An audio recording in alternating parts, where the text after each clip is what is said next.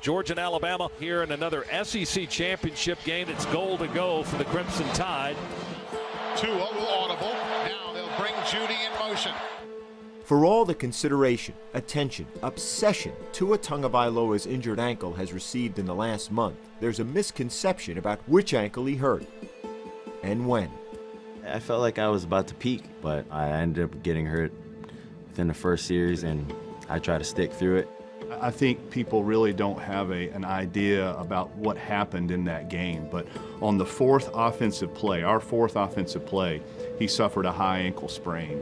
Tua spins, pumps, under heavy pressure, down he goes. Tua limping, has gone to the medical tent on the sidelines. He dealt with that the entire time. And again, Alabama with an injured quarterback. Tua Tagovailoa is not getting up. Tagovailoa left the game in the fourth quarter after hurting his right ankle, but it was the left high ankle sprain suffered earlier that was far more serious. The high ankle sprain is what he had, and sprain is probably not the most adequate word. He was definitely on the much more significant, severe end of the spectrum.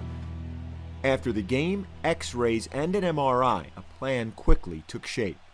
Well, immediately after the MRI, it was very clear, and I got on the phone with the doctors who were there with him. They said, we're going to take him back to surgery. Basically what I told Tua is that by doing this procedure, we can improve your long-term outcome and function.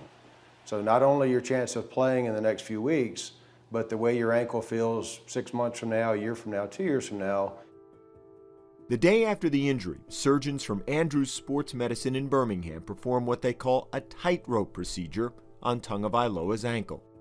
The high ankle sprain is where the two bones, the tibia and the fibula, spread apart. The ligament between the two bones is torn, and so we're drilling a wire across the two bones that has a little button on both sides, and that allows the two bones to stay together, and it stays in forever, and it provides kind of long-term protection and fixation for the ankle.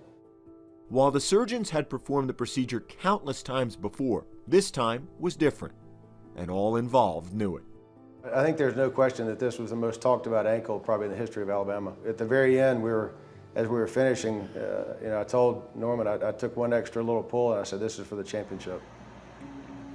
The rehab started immediately and intensively. Anyone that has gone through an injury, they can attest to this. It's however you go about doing your business, I think it's your mindset. If you want to get back quick, you can do it. He went on a 24/7 treatment and rehab protocol that will continue all the way up to the game.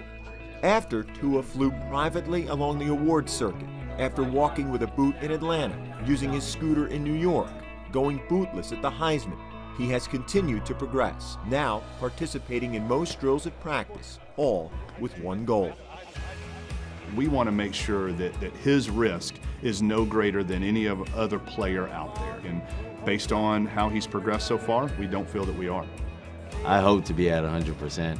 That'll be fun. That'll be very fun.